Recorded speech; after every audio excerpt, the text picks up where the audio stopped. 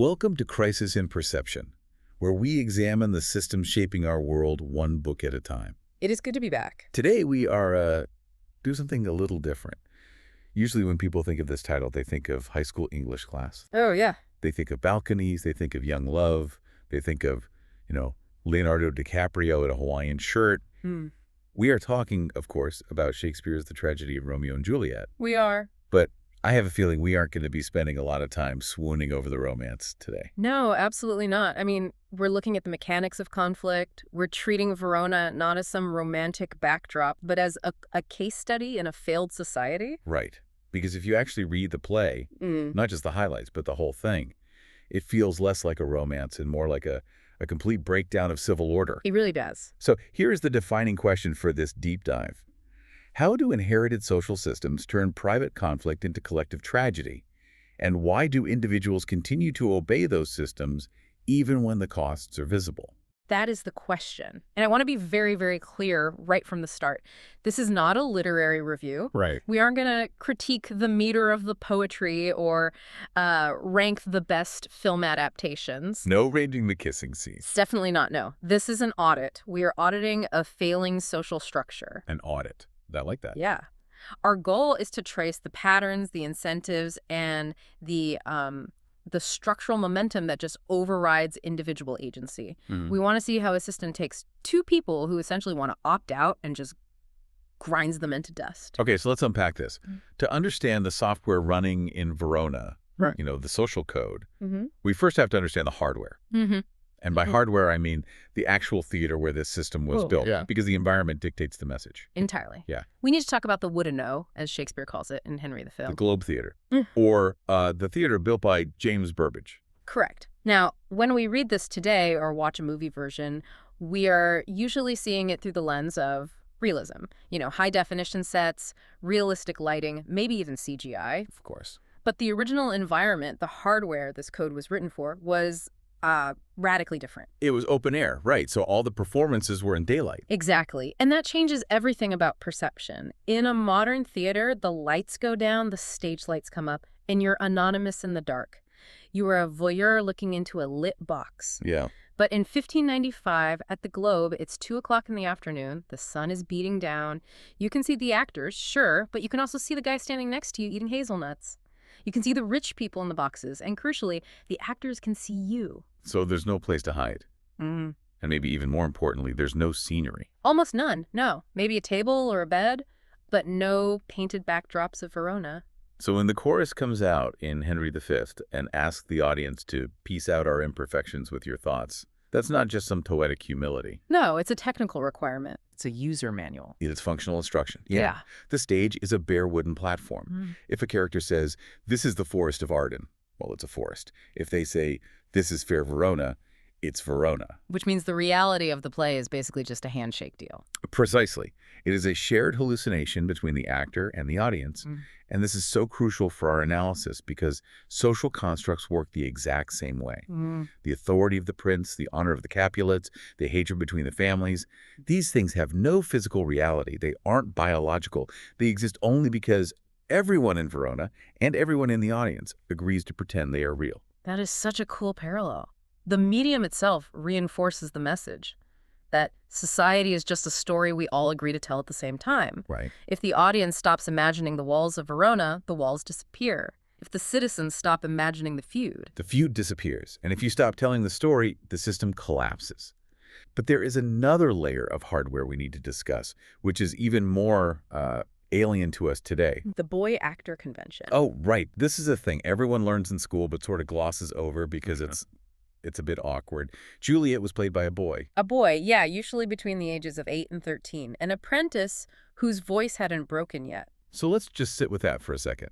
When Romeo is kissing Juliet on stage in 1595, he's, strictly speaking, kissing a prepubescent boy in a dress. Correct. And the sources call this transvestite theater. Now, you have to imagine the mental gymnastics the audience is performing. It's a lot. It is. They are watching a boy, knowing it is a boy, but deciding to see a girl. It is a layer of what you could call conscious pretense. It creates a distance, doesn't it? Yeah. You can never be fully immersed in the illusion because the illusion is so obviously fragile. It's almost, it's Brechian. You're constantly reminded that you're watching a play. And Shakespeare actually winks at this fragility constantly. In Antony and Cleopatra, Cleopatra, who would have been played by a boy, complains that in the future, comedians will stage her life and some squeaking Cleopatra boy my greatness. That is incredibly meta.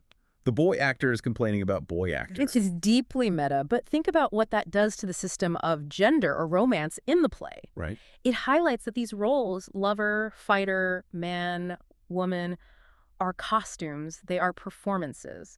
Juliet is a role being played by a boy, just as Capulet daughter is a role being played by Juliet. So the audience is already primed to do this cognitive work.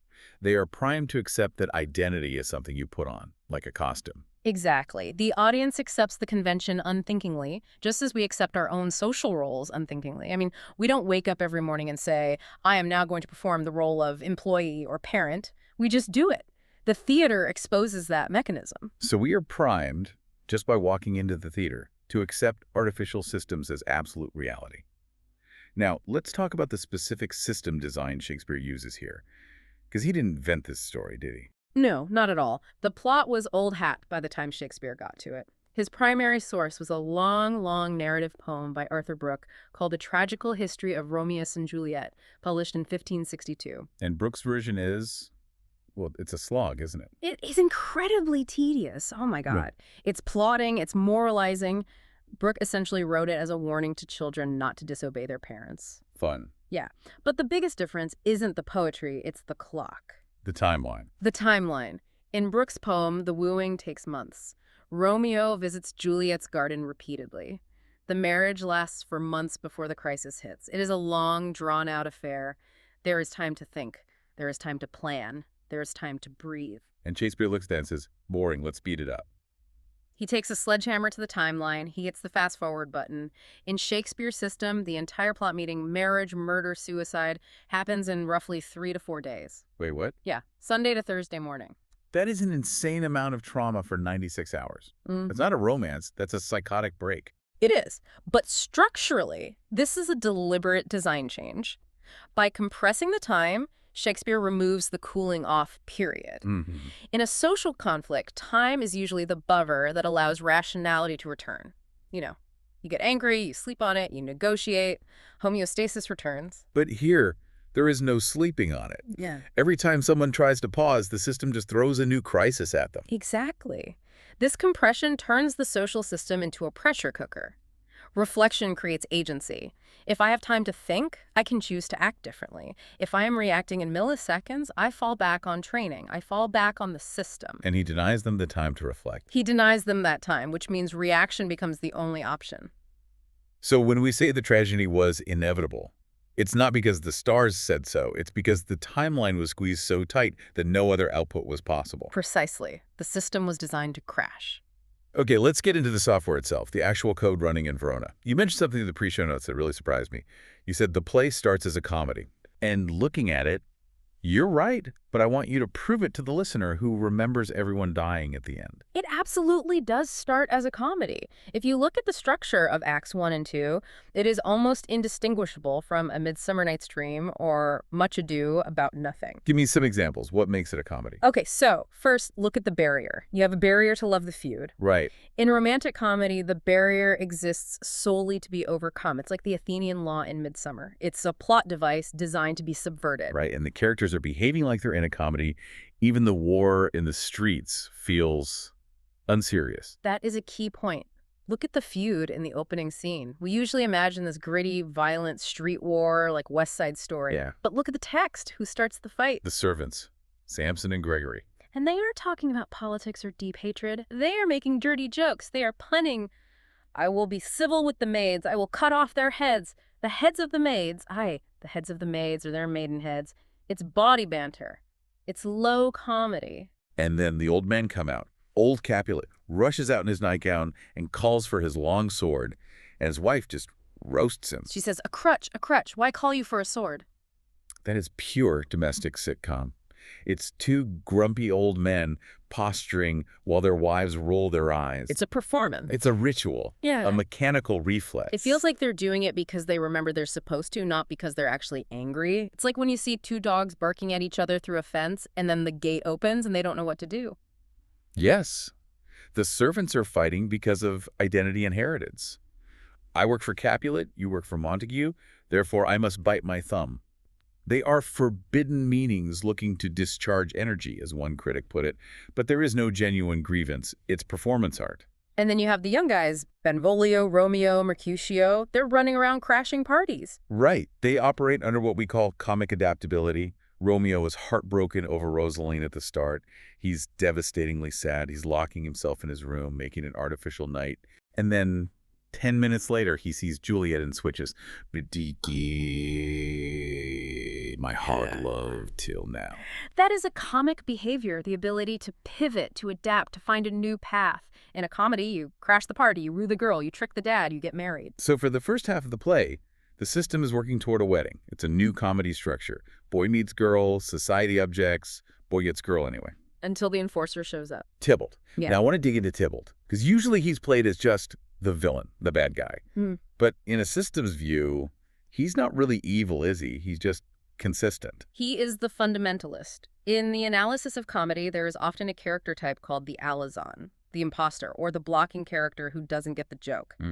Tybalt is the only person in the first half of the play who thinks he is in a tragedy. Everyone else is playing a game. Yeah. And Tybalt's playing for keeps. Exactly. He is the one who takes the honor code of the feud as an absolute law rather than a social suggestion. There's that moment at the party, the Capulet ball, where Tybalt sees Romeo and wants to kill him right there among the dancers.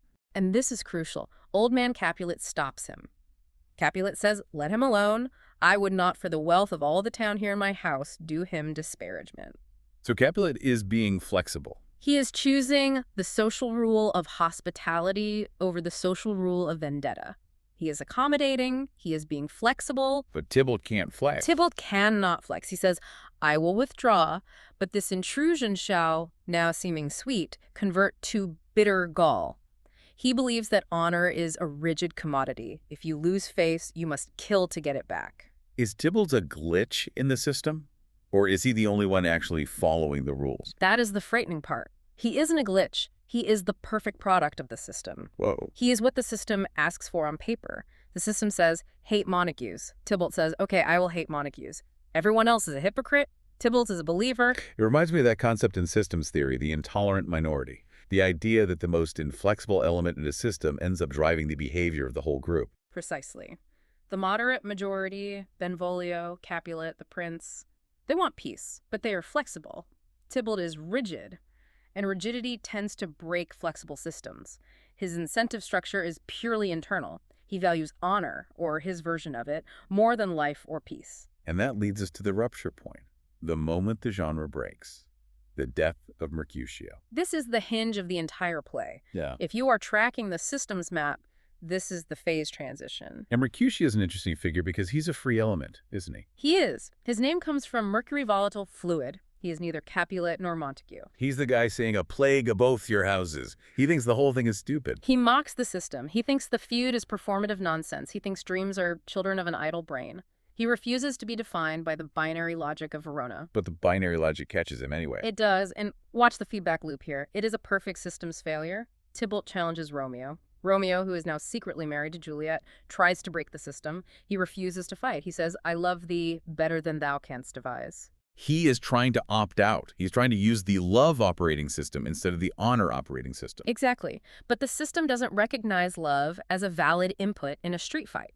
To Mercutio, Romeo's refusal looks like cowardice. It looks like a system violation.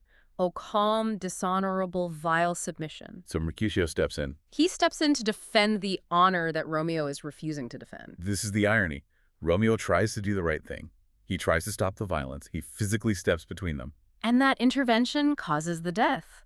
Tybalt stabs Mercutio under Romeo's arm. If Romeo hadn't intervened, maybe Mercutio wins. Maybe they just trade insults and go home.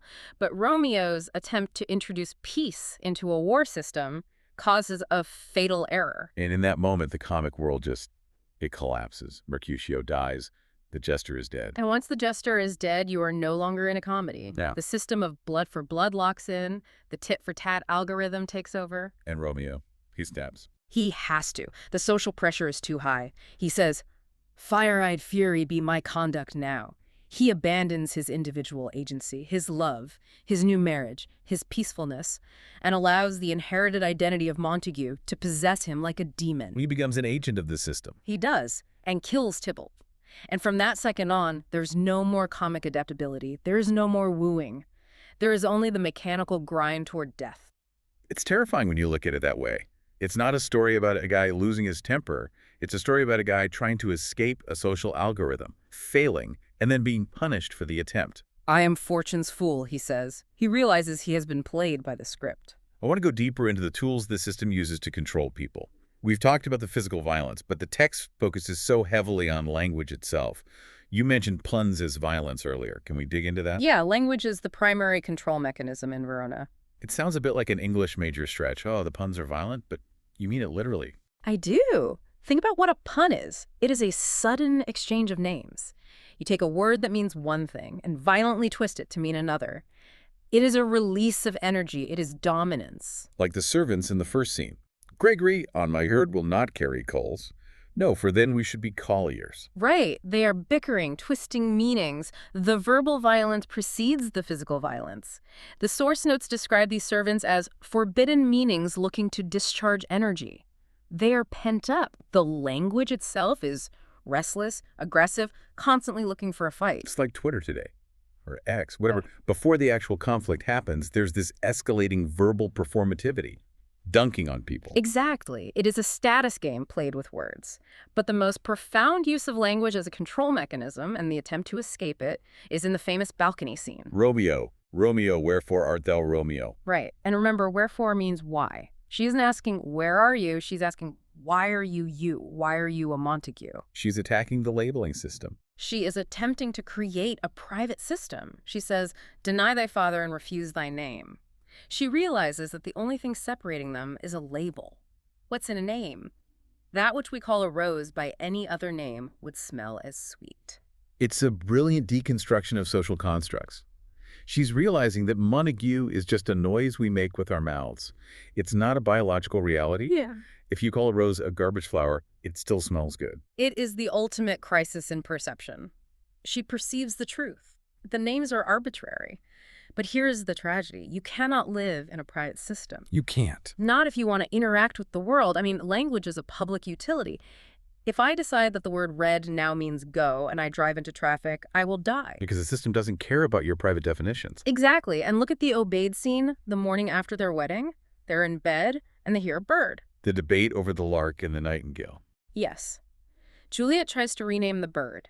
She wants it to be the nightingale because the nightingale sings at night and night means safety. It was the nightingale and not the lark. She's trying to edit reality to fit her needs. She's hacking the code. She is trying to rename the world. But Romeo knows the truth. It was the lark, the herald of the morn. The lark means day. Day means danger. Day means the system is watching. And Juliet eventually breaks. She admits, it is, hie hence, be gone, away. It is the lark that sings so out of tune. That surrender is the system winning. She admits she cannot opt out of the world's nomenclature. Reality asserts itself. If they stay in their private linguistic bubble, they die. If they enter the public world, they are separated. The system offers no third option. That is heartbreaking. It's not just about hiding. It's about the fact that they can't even define their own reality. The world forces its definitions on them. It does. And this brings us to the other players in the system. If the lovers are trying to break the system, we also have the adults who are trying to manipulate it. The failed manipulators. Yeah. We have Friar Lawrence and the nurse. Let's talk about the friar. He's the guy with the plan. He's the smart guy in the room. This friar is fascinating because he represents the attempt to hack the tragedy using comedy tools. What do you mean by comedy tools? Well, think about his plan. Juliet is being forced to marry Paris. The friar says, here, drink this potion. You will look dead for 42 hours, then you'll wake up and Romeo will take you away. That is a classic sitcom plot. That is Saved by the Bell logic. It is. It is a standard comedy trope. Shakespeare uses the fake death device in Much Ado About Nothing in The Winter's Tale. In a comedy, this works. The message gets delivered, the timing aligns, the parents repent, everyone laughs. But this isn't a comedy anymore. We left comedy when Mercutio died. Exactly. In tragedy, time and law are absolute. You cannot trick them. The friar is trying to be a clever manipulator in a world that has become a relentless machine. And the machine crushes him. The letter to Romeo doesn't get there. Because of the plague. Chance. But in tragedy, chance always breaks against the hero. The system has too much momentum for a trick to work. The friar is playing chess while the system is playing Russian roulette. And then there's the nurse. She's not trying to be clever, she's just trying to survive. She's the pragmatic one. The nurse represents pragmatic accommodation. She is the ultimate conformist. There's that moment after Romeo is banished. Juliet is desperate. She asks the nurse for help. She wants, spiritual comfort. And the nurse gives the most chilling advice in the play. She says, I think it best you married with the County Paris. Oh, he's a lovely gentleman. Romeo's a dishclout to him. Romeo's a dishclout. A dishcloth. She compares her husband to a rag. She says, your first is dead, or 'twere as good he were. She is telling Juliet, forget the spiritual vow, forget love, look at the logistics. Romeo is gone, Paris is rich, handsome, and here, just swap him out. It's pure functionalism. Yeah. It's treating a husband like a leased car. The old one is broken, get a new one. It is. She treats marriage as a functional arrangement for status and security. But for Juliet, this is a total betrayal. It isolates Juliet completely. That's the moment Juliet stops trusting adults. Correct. She says, ancient damnation, regarding the nurse. If the nurse had supported her, if she had said, your vows matter, let's find a way, maybe Juliet waits. Maybe she doesn't take the potion. But the nurse's pragmatism forces Juliet toward the radical, suicidal solution. So the system's attempt to normalize the situation actually accelerates the disaster. Yes. It feels like every attempt to fix the problem just feeds the beast. Which brings us to the top of the food chain. Prince Aeschylus, the system administrator. The prince is a fascinating study in authority paralysis. He talks a big game. If ever you disturb our streets again, your lives shall pay the forfeit of the peace. He threatens, he shouts, but he fails to patch the bug. What's the bug? The identity politics of the families. The prince treats the symptoms, the brawls, but he never addresses the root cause. He never dismantles the houses or forces a structural change. He just imposes fines and threats. He's reactive, not proactive. It's weak leadership. He wants peace, but he isn't willing to break the power structures to get it. And because the authority is weak, the secondary authorities, the parents panic. Look at old Capulet. He is driven by status enforcement. When Juliet refuses to marry Paris, he loses his mind. Hang the young baggage, disobedient wretch. He moves the wedding up, right? It was supposed to be Thursday, he moves it to Wednesday. Exactly. Because he thinks a wedding will fix the family's grief over Tybalt. He's trying to secure a political alliance with Paris to stabilize his house. But by moving the wedding up, again, compressing time, he ruins the friar's plan.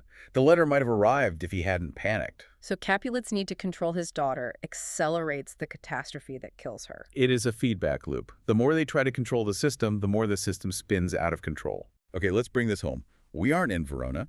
We don't carry swords, but we definitely live in systems. What does this audit tell us about our own lives? The first implication, I think, is about identity inheritance. Inheriting the feud. We all do this. We inherit political affiliations, Yeah. religious grievances, social prejudices, sports rivalries. Think about the servants in Act 1. They are biting their thumbs at each other, not because they personally hate each other, but because the uniform demands it. It's tribalism. We prioritize the team over the truth. I see this constantly in modern politics. You have people adopting positions they don't even understand just because that's what my side believes. We bypass our own judgment to align with the inherited identity. And the play shows us that this is not just silly, it is lethal. It turns us into inputs for a conflict machine.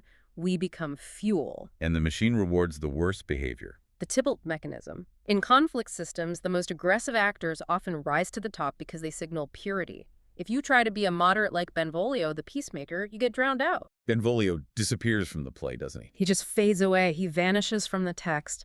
The system has no use for a moderate. It feeds on the Tybalts. The feedback loop of insult and retaliation spins so fast that reason cannot get a foothold. And then, when it all goes wrong, we tell ourselves a story to make it okay. We say it was destiny. The narrative of inevitability. The prologue calls them star-crossed lovers. It was written in the stars. That is the ultimate cop-out.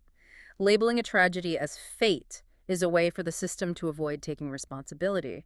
If it was destiny, then Capulet didn't kill them. The feud didn't kill them. The prince didn't kill them. The stars did it. It absolves the structure. It's like when we say war is inevitable, it stops us from asking who profited from this war, who started it. Precisely. Society says it was bound to happen to excuse the structural failures that made it happen. We do this today. We look at poverty or systemic injustice, valid crises, and we say, well, that's just human nature. That's just the way the world works. We star-cross ourselves. We do.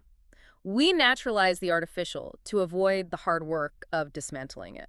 That connects directly to the core mission of crisis and perception. Yeah.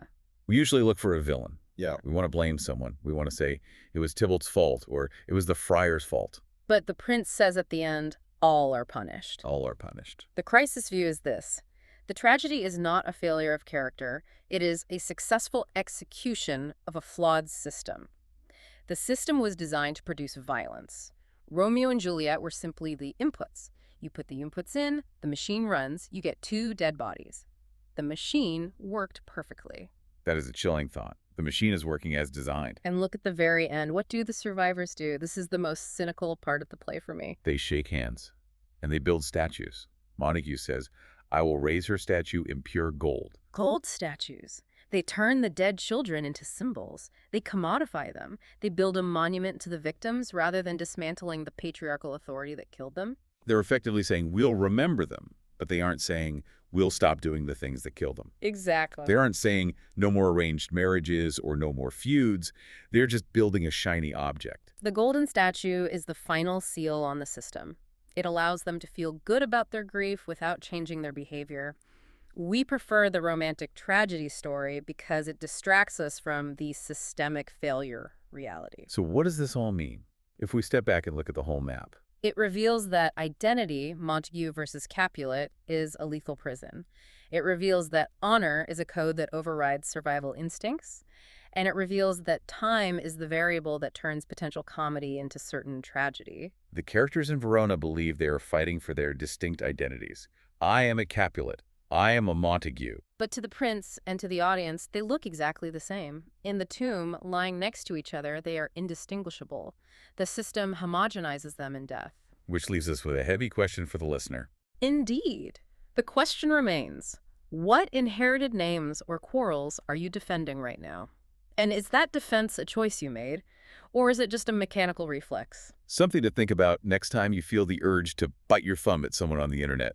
Indeed. This project is free and publicly accessible. If you'd like to support the time, tools, and research behind crisis and perception, you can become a supporter on Patreon. For a shorter visual overview of this topic, see the mini explainer linked in the description. If you enjoy this kind of systems-level analysis, please like, subscribe, and comment with books or topics you'd like us to explore next.